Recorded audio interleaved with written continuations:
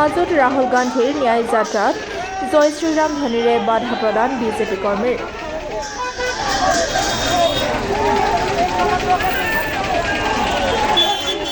হাজোত ৰাহুল গান্ধীৰ ন্যায় যাত্ৰাত উত্তপ্ত পৰিস্থিতি।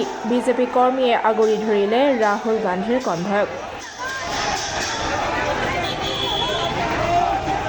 ৰাহুল গান্ধীৰ ন্যায় যাত্ৰা হাজোত প্ৰৱেশ কৰাৰ লগে লগে জয় শ্ৰীৰাম ধ্বনিৰে বাধা প্ৰদান কৰে বিজেপি কৰ্মীয়ে। উল্লেখ্য যে গুৱাহাটী হৈ কামৰূপ জিলাৰ হাজোত ৰাহুল গান্ধীৰ নেতৃত্বত ভাৰতজোৰা ন্যায় যাত্ৰা প্ৰৱেশ কৰাৰ লগে লগে হাজো সমষ্টিত বিজেপি কৰ্মীয়ে ৰাহুল গান্ধী মুৰ্দাবাদ, কংগ্ৰেছ মুৰ্দাবাদ ধ্বনিৰে বাধা প্ৰদান কৰে,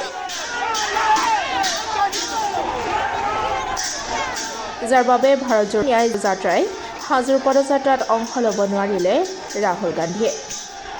গেৰুৱা বাহিনীৰ শক্তিত কংগ্ৰেছ ৰাহুলৰ ভাৰতজোৰা ন্যায় যাত্ৰা প্ৰদানত হৈ পৰা পৰিলক্ষিত হৈছে।